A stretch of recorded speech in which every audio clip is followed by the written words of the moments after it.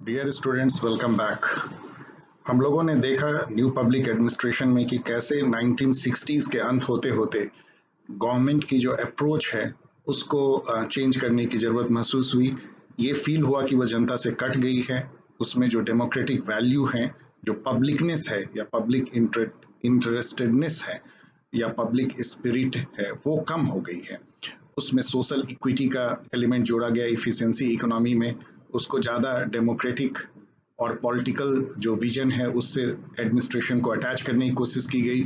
जो डायकोटमी है पॉलिसी और एडमिनिस्ट्रेशन के बीच में या पॉलिटिक्स एडमिनिस्ट्रेशन, उसको जो है डाइल्यूट करने की कोशिश की गई। ये सोचा गया कि जो है सिटीजन को पब्लिक सर्विस देना एक ऐसा विजन होना चाहिए जिसमें कि पब्लिक एडमिनिस्ट्रेटर एक सोशल चेंज एजेंट के तौर पे नजर आए और वो उसको क्लाइंट ओरिएंटेड उसकी व्यू हो और social equity, social justice, inequality खत्म करना और मार्जिनलाइज कम्युनिटी को या माइनॉरिटी को वॉइस देना, ये एडमिनिस्ट्रेशन का काम। लेकिन ऐसे समय बदलता है कि 20 साल होते होते 1968 और 1988, 20 साल के बाद ही इतना परिवर्तन यूएसए और यूके और वेस्टर्न यूरोपियन कंट्री के थॉट प्रोसेस में सिविल सोसाइटी में हुआ कि वहां पे फील किया जाने लगा कि गवर्नमेंट जो है ओवर ब्लोटेड हो गई है, उसकी बजट बढ़ गई है, वो एक विशाल वटवृक्ष के जैसा हो गई है, इनइफिशिएंट है, अनरिस्पॉन्सिव है, किसी को अकाउंटेबल नहीं है, उस अपने ही इंस्टीट्यूशन और एडमिनिस्ट्रेटिव प्रिंसिपल रूल रेगुलेशन में खोई हुई है। और दूसरी तरफ प्राइवेट सेक्टर जो है वो इफिशियंसी को अपनाती है, वो इनोवेटिव मैनेजमेंट प्रैक्टिसेस अपनाती है, अच्छी सर्विस देती है।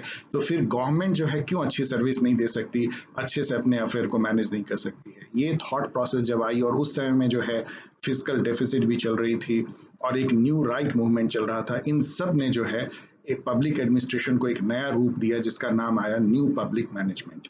ये एक ऐसा बजवर्ड बन गया नेक्स्ट 20 ईयर्स के लिए। इस पे इतने लिटरेचर हैं कि इससे शायद ज़्यादा पब्लिक एडमिनिस्ट्रेशन पे कहीं नहीं है। आप आसानी से हर जगह पढ़ सकते हैं।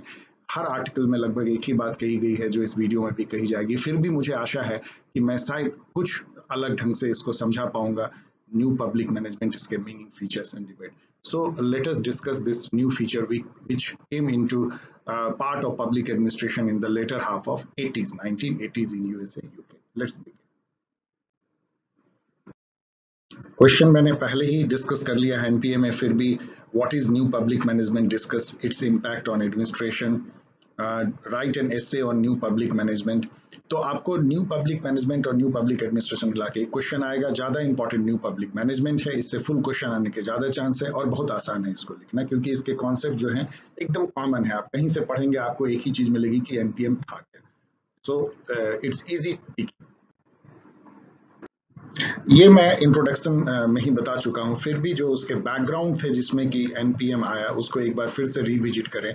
ये 1980s और 90s में, खास करके लेट 1980s में UK, New Zealand, Australia, Canada, USA and other OECD country. OECD country generally जो है वो यूएसए, नॉर्दर्न अमेरिका और वेस्टर्न यूरोप के कंट्रीज हैं। कुछ साउथ अमेरिका के भी, chilli and others, and Australia, Japan भी इसके पार्ट, सभी डेवलप्ड कंट्री हैं ऑलमोस्ट।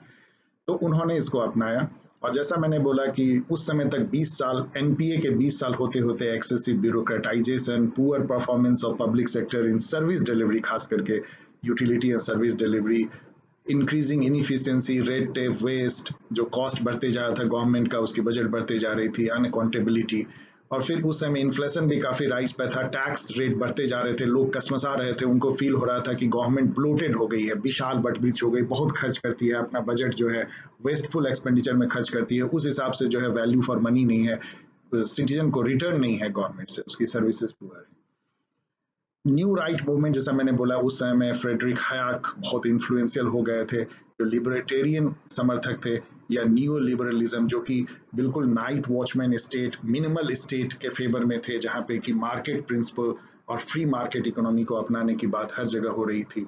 उससे जो है न्यू राइट मूवमेंट से ये इन्फ्लुएंस हुआ। उसी समय में रीगन और थैचर जो है यूएसए और यूके में थे, उन्होंने जो है इसको पूरी तरह से अपनाया। जो लिबर्टेरियन आइडियोलॉजी था, फ्री मार्केट, प्राइवेटाइजेशन और कॉर्पोरेटाइजेशन और विथड्रॉइंग ऑफ गवर्नमेंट, ये सब बजवर्ड बन गए कि कम से कम गवर्नमेंट, मिनिमम गवर्नमेंट हो और प्राइवेट सेक्टर आगे आए, इवन सर्विस डिलीवरी में, public service delivery. Then second Minnowbrook conference in 1988, ये भी इसने भी हेल्प किया, जहाँ पे कि रीइवैल्यूएट किया गया कि एनपीए कहाँ जा रहा है, वहाँ भी फील किया गया कि एनपीएम जैसी चीज़ की अब ज़रूरत है पब्लिक एडमिनिस्ट्रेशन में। ऑसबॉर्न और गैब्रियल टेड ने जो है 1992 में लिखा री इन्वेंटिंग गवर्नमेंट, इसने तो पूरा एक तरह से पूरी thought process, academic thought process बदल दी, जिसमें कि एक तरह से एनपीएम की आइडियोलॉजी छिपे हुए थे, बीज छिपे हुए थे।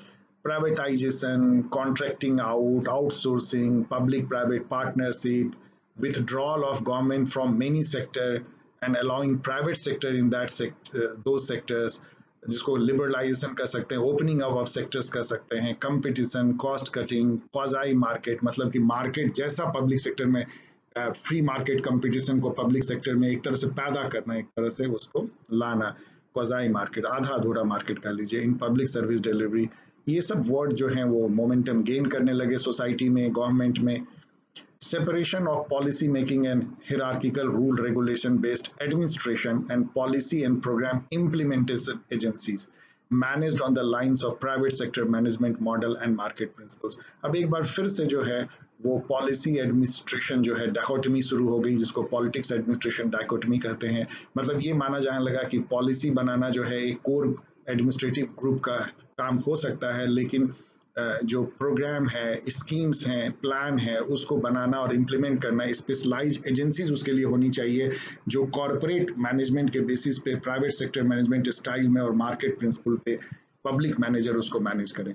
तो ये उसको काट दिया गया, मतलब जो पॉलिसी मेकिंग एडमिनिस्ट्रेशन थी और जो day to day management of public organization and implementation of program and schemes, इन दोनों को सेपरेट कर दिया गया, एक अलग डायकोटमी पैदा की गई, और जो पॉलिटिक्स एडमिनिस्ट्रेशन डायकोटमी थी उसको फिर से वापस लाने की कोशिश की गई। तो ये इसका बैकग्राउंड था इवोल्यूशन का 1980s एंड 90s में एनपीएम का। Now let us see the core themes of NPM. काफी चीजें तो मैंने आपको कह दिया है, लेकिन फिर भी इसके यदि 6-7 यदि हम देखें, first and foremost was using market principles such as competition and private sector management practices and styles such as efficiency, economy, customer focus in public administration and public management and in general governance। तो ये इसका main theme था कि market principle and private sector management style को inject करना government के functioning में, जिससे कि पब्लिक सेक्टर रिफॉर्म हो। देन दूसरा था कि एक आर्म्स लेंथ कॉन्सेप्ट था, मतलब पॉलिसी मेकिंग और प्रोग्राम एग्जीक्यूशन के बीच में एक दूरी हो। सर्विस डिलीवरी करना एक अलग एजेंसी का काम हो, लेकिन पॉलिसी बनाना एक अलग एजेंसी का, जो कि पॉलिटिक्स के काफी करीब हो। इनफैक्ट इसमें बात क्या थी कि आपको पता है कि पॉलिटिक्स एडमिनिस्ट्रेशन डायकोटमी एक हमेशा से एक डिलेमा रही है। एनपीएम ने ये कहा कि ये सेपरेशन एकदम सही है जो वुड्रो विल्सन ने कहा था। इसके अलावा उन्होंने दूसरी भी डायकोटमी पैदा की, एडमिनिस्ट्रेशन मैनेजमेंट डायकोटमी। उनका कहना था कि जो सीनियर ब्यूरोक्रेट हैं वो पब्लिक लीडर्स के साथ मिल करके पॉलिटिकल विजन के बेसिस पे पॉलिसी बनाए, और जो मैनेजमेंट है, जो एजेंसी है, ब्यूरो है, जो कि प्रोग्राम एंड पॉलिसी को केवल इंप्लीमेंट करने के लिए बनाई गई है, वो फोकस करें hands on management, day to day organizational management and execution of that policy in form of program and schemes. तो ये जो है distance between administration and plan program executive agency बीच में पैदा किया गया। इसके अलावा रोल ऑफ गवर्नमेंट भी कहा गया कि स्टीयरिंग होना चाहिए, रोइंग नहीं। इसका मायने क्या है? आप रोते हैं, रोइंग करते हैं, मतलब आप जो है खुद पतवार खे रहे हैं, और दूसरा है कि कोई पतवार अलग खे रहा है, लेकिन आप उसको केवल डायरेक्शन दे रहे हैं कि इस तरफ जाओ, इस तरफ जाओ, इसको स्टीयरिंग कहते हैं। तो गवर्नमेंट का रोल ये होना चाहिए कि वो एक कैटलिस्ट की तरह बिहेव करे, फैसिलिटेटर की तरह बिहेव करे, जिसमें कि private sector, non government organization और not for profit autonomous organization सब मिल करके जो है प्रोग्राम एग्जीक्यूट करें, पब्लिक सर्विस दें और गवर्नेंस में पार्टिसिपेट करें, और गवर्नमेंट जो है अपने रेगुलेटर के थ्रू और अपने पॉलिसीज के थ्रू उसको स्टीयर करे। तो ये जो स्टीयरिंग वर्सेस रोइंग रोल था। इसमें नेक्स्ट था कि ये रिजल्ट ओरिएंटेड था, प्रोसेस या इनपुट ओरिएंटेड नहीं था। इम्फेसिस जो है आउटपुट पे, आउटकम पे, उसके मेजरमेंट पे, प्रोग्राम इवेल्युएशन पे, परफॉर्मेंस मेजरमेंट पे और ऑडिट पे था कि कैसा काम किया गया, उसके बेसिस पे रिवॉर्ड एंड इंसेंटिव मैनेजर को देने की बात थी। देन नेक्स्ट था कि गवर्नमेंट को कई सेक्टर से हट जाना चाहिए, जिसको हॉलोइंग ऑफ गवर्नमेंट बोलते हैं, विड्रॉल ऑफ गवर्नमेंट बोलते हैं, या मिनिमम गवर्नमेंट बोलते हैं, और उसमें प्राइवेट सेक्टर और NGOs and not for profit organization आए, particularly production of goods such as scooter बनाना या कार बनाना, and delivery of services like telecom services देना हो, चाहे हवाई जहाज की सर्विस देना हो, यूटिलिटी सर्विस देनी। देन इससे जुड़ा हुआ कॉन्सेप्ट था कि गवर्नमेंट सर्विसेज को कॉन्ट्रैक्टिंग आउट कीजिए, आउटसोर्स कीजिए प्राइवेट सेक्टर्स को, एंड पब्लिक प्राइवेट पार्टनरशिप लाइए। जैसे कि आपको ब्रिज बनाना है, सड़क बनाना है, एक्सप्रेसवे बनाना है, तो प्राइवेट जो है वो गवर्नमेंट के लैंड पे और उनके डायरेक्शन में एज ए कॉन्सेशनियर जो है उसको बनाए और पब्लिक सर्विस दे। तो पीपीपी का कॉन्सेप्ट है। देन इसके अलावा ये था कि पब्लिक ऑर्गेनाइजेशन जो बहुत ब्लॉटेड हो गई है उसको तोड़ देना चाहिए, उसके डिविजन्स बना देना चाहिए, ब्यूरो बना देना चाहिए, एजेंसीज बनाना चाहिए, मतलब एकदम एक लोकलाइज। मान लीजिए एक बड़ा सा पब्लिक सेक्टर है, उसको 10 एजेंसीज में बांट देंगे, हर एजेंसी एक एक प्लान या प्रोग्राम एग्जीक्यूट करने के लिए बनाया गया है, जो एक कॉस्ट सेंटर है, उसके कॉस्ट और बेनिफिट बिल्कुल निकाले जा सकते हैं और उस बेसिस पे उसके परफॉर्मेंस को एसेस किया जा सकता है। तो ये जो डिसएग्रीगेशन था या डिसेंट्रलाइजेशन था, ब्रेकिंग अप, वो भी इसका कोर थीम था। ट्रीटिंग सिटीजन एज कस्टमर, मैंने कितनी बार कह दिया है, एनपीए जो है वो सिटीजन को क्लाइंट की तरह पे ट्रीट करने की कोशिश किया, और अब ये एक कदम आगे बढ़ के कस्टमर के तौर पे सिटीजन को, कस्टमर के जो राइट्स होते हैं वो सिटीजन के राइट होंगे, customer services, customer satisfaction, total quality management of the customer, ये सारी जो है इसमें फिनोमेना ये बजवर्ड आ गए। और इसी के थ्रू था कि सिटीजन को एम्पावर करना है, उसके पास चॉइस एंड वॉइस होना चाहिए। मतलब चॉइस मतलब कंपटीशन, मल्टीपल सर्विस प्रोवाइडर हो एक ही कस्टमर के लिए, और उनको वॉइस हो, वो अपनी आवाज उठा सके, यदि उनको सर्विस पसंद ना आए तो वो चेंज कर सके सर्विस प्रोवाइडर को। देन फाइनली था कि एक पब्लिक ऑर्गेनाइजेशन को इंटरप्राइजिंग वे में चलाना है। इंटरप्राइजिंग वे में चलाने का क्या मतलब होता है कि जैसे कोई इंटरप्रेनर अपनी ऑर्गेनाइजेशन को चलाता है जिसमें केवल कॉस्ट नहीं बल्कि वो रेवेन्यू भी जनरेट करता है, तो गवर्नमेंट भी की जो एजेंसीज है वो मल्टीपल तरीके से अपने को सेल्फ सस्टेन करें, वो रेवेन्यू जनरेट करें फी से, लाइसेंस से, सर्विसेज से, कंपटीशन से, जिससे कि अपने पैरों पे खड़े हों और गवर्नमेंट के बजट को वो सक ना करें। तो ये भी जो है एक इसका थीम था। So these are the core themes of NPM. आगे के स्लाइड में मैं एक बार फिर से इसको रिपीट भी करूंगा। So in a nutshell, what were the features of NPM? Just for sake of repetition, कि आपको याद हो, उसके जो core features हैं वो फिर से एक बार देखिए। Market based approach, private sector management style in public administration. Nutshell में ये तो बिल्कुल याद कर लीजिए कि market based approach थे, like efficiency की जो थी, competition की, और प्राइवेट सेक्टर के जो इनोवेटिव मैनेजमेंट स्टाइल है उससे पब्लिक एडमिनिस्ट्रेशन में लाना और पब्लिक सेक्टर को रिफॉर्म करना। Then it was result oriented, performance measurement, accountability driven public sector था। Separation of policy making and policy implementation दोनों को जो है ये सेपरेट कर दिया, जो डायकोटमी थी उसको और बढ़ा दिया पॉलिटिक्स एडमिनिस्ट्रेशन का। In fact politics administration management dichotomy लेके आए। सिटीजन को कस्टमर की तरह ट्रीट करना है, उनको वॉइस एंड चॉइस होना चाहिए, क्वालिटी होनी चाहिए सर्विस डिलीवरी में, कंपटीशन होना चाहिए। गवर्नमेंट का रोल जो है स्टीयरिंग है, रोइंग नहीं है, खुद सर्विस देना नहीं है, खुद प्रोड्यूस करना नहीं है, बल्कि करवाना है और उसको जो है फैसिलिटेट करना है, कैटलिस्ट के तौर पे काम करना है। तो बहुत सारे बज वर्ड जो आज भी आप गवर्नेंस में सुनते हैं, इंडिया में भी सुनते हैं, वो सब एनपीएम के ही दौर के जो है वर्ड्स हैं या थीम है, जैसे performance measurement, competition, PPP public private partnership, quasi market. Quasi market मतलब क्या होता है? मार्केट जैसा फिनोमेना पब्लिक सेक्टर में पैदा करना। ऐसा तो होता नहीं है। जैसे फॉर एग्जांपल आपको क्वाजाई मार्केट एग्जांपल बताते हैं, वॉचर सिस्टम बोलते हैं। जैसे एक होता है कि गवर्नमेंट जो है फ्री स्कूल एजुकेशन दे रही है, दूसरा है एनपीएम कहता है नो फ्री मत दो, आप पेरेंट्स को जो है वाउचर दे दो, मतलब आप एक फ्री वाउचर दे दो, वो किसी स्कूल में जाएं, हर महीने एक एक वाउचर जमा करें, उनको फ्री होगा। लेकिन अब क्या है, पेरेंट के पास में चॉइस आ गई कि वो 100 स्कूल में से कोई स्कूल चुन सकते हैं, अब कंपटीशन हो गया, तो इसको क्वाजाई मार्केट बोलते हैं। देन कॉन्ट्रैक्टिंग आउट, डिसेंट्रलाइजेशन, जैसे मैंने बताया कि डिविजनलाइजेशन कर देना, छोटे छोटे ब्यूरो बनाना या एजेंसी बनाना एक ही प्लान प्रोग्राम के लिए। Efficiency, economy, effectiveness, triple E बोलते हैं एनपीएम का। देन वैल्यू फॉर मनी, मतलब कम से कम कॉस्ट में जो है अधिक से अधिक सर्विस दीजिए। Minimum government, maximum governance, autonomy, empowerment and enterprising entrepreneurial speed. तो ये सारी जो फीचर्स यहाँ पे आप देख रहे हैं, ये सब इतने स्ट्रॉन्ग इंट्रेंस्ड हो गए हैं कि आज जबकि एनपीएम एक तरह से लुप्त हो चुका है, एनपीएम डिस्कार्डेड हो चुका है, फिर भी ये जो बजवर्ड हैं गवर्नेंस के या पब्लिक एडमिनिस्ट्रेशन के, वो हमारे जहन में है, और गवर्नमेंट पर्टिकुलरली डेवलपिंग कंट्रीज में अभी भी इसको जो है बोलती है कि हम इसको अपनाते हैं। So these are in nutshell features of NPM. यदि हम एनपीए और एनपीएम के बीच में डिफरेंस देखें, इससे आपको और थोड़ी क्लैरिटी होगी।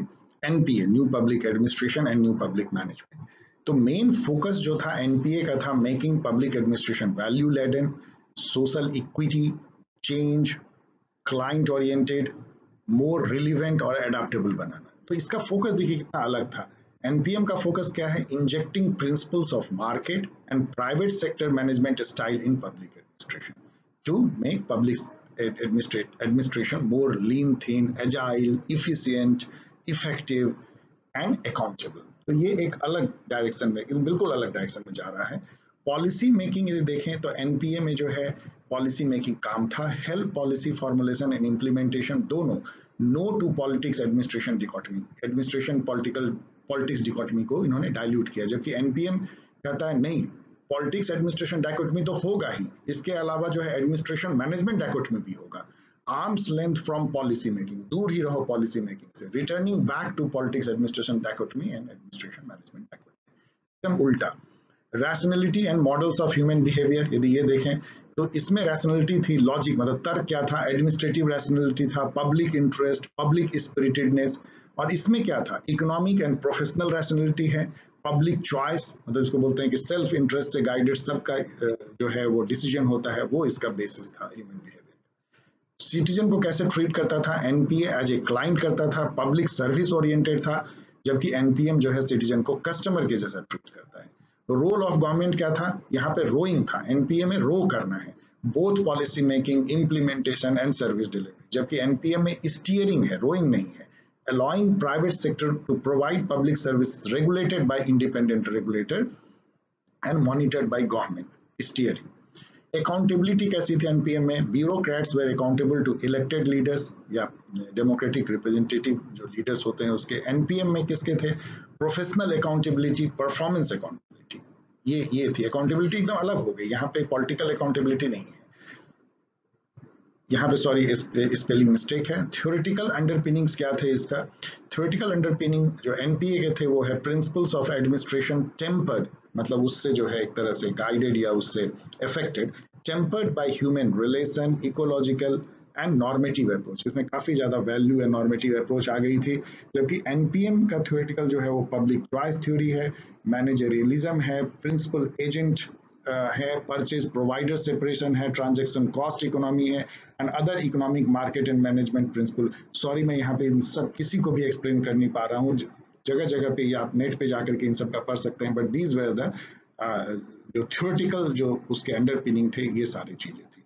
सो in nutshell new public administration and new public management बहुत ही अलग अलग डायरेक्शन में उसकी सोच थी, उसका जो थीम था, उसके जो बैकग्राउंड जहां से वो ड्रॉ कर रहा था अपनी रैशनैलिटी या थ्योरेटिकल अंडरपिनिंग, सारे कुछ जो है अलग थे। और बहुत आश्चर्य होता है कि पब्लिक एडमिनिस्ट्रेशन कैसे जो है स्विंग के जैसा एक तरफ से एक तरफ अपने एग्जिस्टेंस में झूलता रहा है, एनपीए से एनपीएम की तरफ, और अब तो एनपीएम भी खत्म हो चुका है। फाइनली यदि इसके हम प्रॉस एंड कॉन्स को देखें तो अब तक आप समझ गए होंगे कि इसके प्लसेज जो हैं, it made public administration slim and trim, competitive, efficient, less costly or cost conscious and more performance oriented। Citizen were treated as customer, तो उनको चॉइस मिला, वॉइस मिला, क्वालिटी सर्विस देने की कोशिश की गई। Private sector join government in public service delivery like PPP, performance measurement, programme evaluation, output outcome framework, ये सबसे इंक्रीज अकाउंटेबिलिटी बढ़ी, आउटकम पे ज्यादा जोर हुआ, रिजल्ट ओरिएंटेशन बढ़ी, ना कि इनपुट और प्रोसेसेस पे। It reduced government spending, budget, wasteful expenditure और फिजिकल डिसिप्लिन आया, उससे टैक्स रेट भी कम हुए, गवर्नमेंट की स्पेंडिंग कम हुई। allowed government focus more on core sovereign functions, law and order, defense, policy making, social justice, economic management, और उसको मुक्त कर दिया जो ऐसे काम जो प्राइवेट सेक्टर ज़्यादा इफिशिएंटली कर सकते हैं, यानी कि गुड्स एंड सर्विसेज को प्रोड्यूस करना और सर्विस डिलीवरी देना, इनसे उसको गवर्नमेंट को मुक्त किया गया। सो गवर्नमेंट का साइज छोटा हुआ, मिनिमम गवर्नमेंट हुई और गवर्नेंस बढ़ा। माइनसेस भी इसके काफी ज्यादा थे, इनफैक्ट इतने माइनस थे कि कुछ ही साल में एनपीएम को डिस्कार्ड कर दिया गया पब्लिक एडमिनिस्ट्रेशन में। इसके माइनसेस में आप गिना सकते हैं कि एनपीएम फेयर्ड वेरी बैडली और पुअरली ऑन इक्विटी, जो social equity, fairness, justice, transparency and public accountability criteria. Many question where is public and new in NPM. इसमें एक तो पब्लिकनेस इतनी खत्म हो गई थी, प्राइवेट सेक्टर घुस गया, प्राइवेट सेक्टर के मैनेजमेंट प्रैक्टिसेस घुस गए, मार्केट प्रिंसिपल आ गए, इकोनॉमिक इफिशियंसी, तो उसमें पब्लिक तो रहा ही नहीं, उसकी यूनिकनेस ही खत्म हो गई. It became just like any other private organisation, जहाँ पे कि सिटीजन है, कस्टमर है और रुथलेस जो है कंपटीशन है. तो उस टाइप की लोग जो है इसको बुराई करने लगे, फील करने लगे कि ये पब्लिक एडमिनिस्ट्रेशन का इसेंस है ही नहीं. और इसमें न्यूनेस भी कई लोगों ने क्वेश्चन किया कि इसमें क्या न्यू था.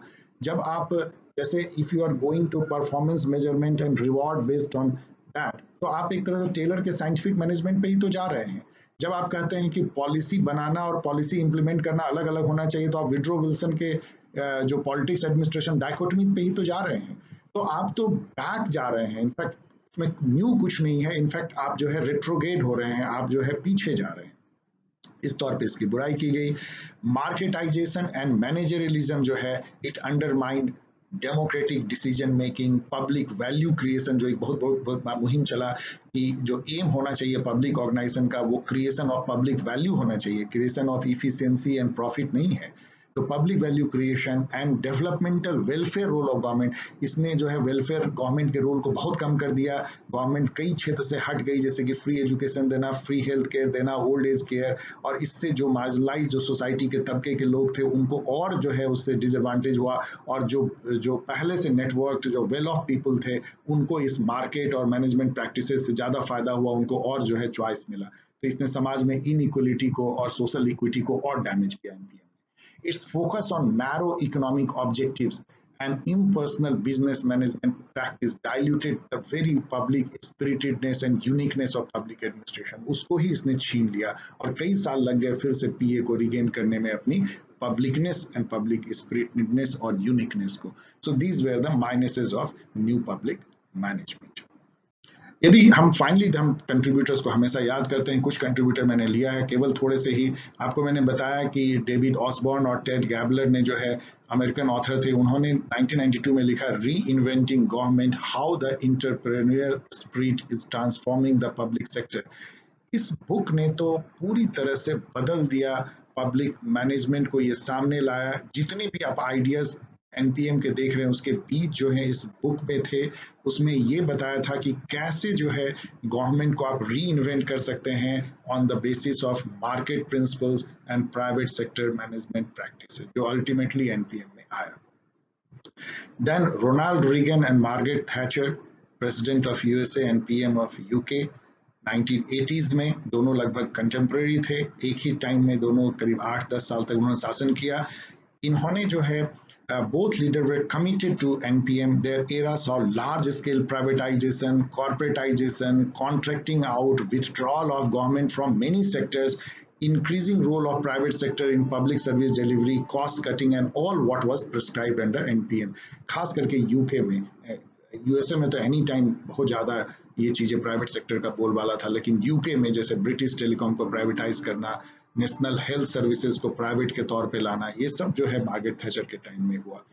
और उससे इंडिया भी इतना प्रभावित हुआ कि उसके बाद से यहाँ भी लिबरलाइजेशन और पूरे डेवलपिंग वर्ल्ड में जो है आईएमएफ, वर्ल्ड बैंक के डायरेक्शन में एनपीएम को एक तरह से इम्पोज किया गया डेवलपिंग नेशन पे, ये कहते हुए कि इससे जो है चमत्कार हो जाएगा, तुम्हारा गवर्नमेंट बहुत अच्छा हो जाएगा. लेकिन उसका परिणाम वही हुआ जो अभी हमने बुराई की, जो मार्जिनलाइज सेक्शन के सोसाइटी के लोग थे, माइनॉरिटी थे, गरीब थे, दबे कुचले थे, मलजूम थे, उसको और परेशानी हुई. जो वेल ऑफ लोग थे उनको ज्यादा फायदा हुआ, समाज में और सोशल अनरेस्ट बढ़ा, इनइक्वलिटी बढ़ी एनपीएम के आने से. फाइनली हम याद करते हैं फ्रेडरिक हायाक को. ये जो है इकोनॉमिस्ट थे, इकोनॉमिक फिलोसोफर थे, और इन्होंने जो है मार्गरेट थैचर, बहुत इंटरेस्टिंग है कि जब वो 18 साल की थी तो इन्होंने उसको कॉलेज में पढ़ाया था. तो मार्गरेट थैचर जब प्राइम मिनिस्टर बनी तब तक हायाक जिंदा थे और वो इन्फ्लुएंशियल भी थे, तो उनका इतना इफेक्ट पड़ा कि उस समय में ब्रिटेन में फ्रेडरिक हायाक से इन्फ्लुएंशियल कोई इकोनॉमिक फिलोसफर नहीं था. इन्होंने जो कहा, और ये क्या कहते थे, ये वही कहते थे जो एनपीएम कहता है कि गवर्नमेंट को विड्रॉ होना चाहिए. लिबर्टेरियन मूवमेंट के समर्थक थे, नियो लिबरलिज्म जिसको बोलते हैं, जिसमें कि गवर्नमेंट को बिल्कुल नाइट वॉचमैन होना चाहिए, अधिक से अधिक प्राइवेट सेक्टर आगे आना चाहिए, सर्विस डिलीवरी में कंपटीशन होना चाहिए और कस्टमर फोकस होनी चाहिए. और कॉस्ट कटिंग होनी चाहिए, मतलब गवर्नमेंट का रोल कम से कम हो और फ्रीडम जो है इंडिविजुअल फ्रीडम मिले बिजनेसेस को और पीपल को। तो ये जो है इन्होंने जो है बहुत इन्फ्लुएंस किया, रेगन को ज्यादा, थेचर को कम, लेकिन एनपीएम के मूवमेंट में फेडरिक हायर का बहुत इंपॉर्टेंट योगदान है। So if we sum up this long discussion, then what we see? Using market principles and private sector management style to make public sector more efficient, economic, and effective were the core themes of NPM. Rising inflation and taxes, bloated government, बहुत बड़ा हो जाना government, उसका budget बढ़ जाना, and perception of inefficiency, red tape, and unaccountability led to NPM movement in 1980s and 1990s, primarily in UK, Australia, New Zealand, Canada, USA, and other OECD countries. New right movement in USA and UK, libertarian ideology, second Minobrook conference, and reinventing government by David Osborne and Ted Gabler also helped in NPM evolution. What were the features of NPM? Politics administration separation, in fact, administration management separation, policy making program execution separation, entrepreneurial spirit, performance measurement, contracting out, PPP, public service by private sector, competition, citizen as customer, decentralization, autonomy, and empowerment both to citizen and to public managers were some of the features of NPM. What were its pluses? NPM made government leaner, efficient, cost-conscious, and citizen-centric. It infused new innovative managerial practices in PSUs, allowed private sector joint government in providing public services, performance measurement, program evaluation, and audit made public manager more accountable. Minuses, there were many: excessive reliance of private sector management practices and narrow focus on economic objectives in NPM diluted the publicness and public spiritedness of public administration. NPM fared poorly on equity or social equity, fairness, justice, transparency, and public accountability criteria. It undermined collective public value or public value creation, transparency, and participatory government. Today, NPM is largely discarded, overtaken by newer ideas such as new public service and new public governance, which we will see in our next videos. Public administration today is trying to regain its publicness and uniqueness by going back to its root of normative political philosophy. तो आप देखते हैं कि कैसे public administration एक तरफ जो है पॉलिटिकल फिलॉसफी, पॉलिटिक्स की तरफ झुकता है, फिर वो मैनेजमेंट और प्राइवेट सेक्टर की तरफ झुकता है, और ये डिलेमा इसके 125 साल के एग्जिस्टेंस में रही है। एनपीएम जो है वो स्विंग उस तरफ ले जाता है जो उसको राइट की तरफ झुकाता है, यानी कि market principles and private sector business management style. लेकिन फिर से ये अपने को रिगेन करती है और ये फिर लेफ्ट की तरफ आती है जो कि पॉलिटिकल फिलॉसफी की तरफ ले जाता है। So this is in nutshell new public management. Thank you very much. Good.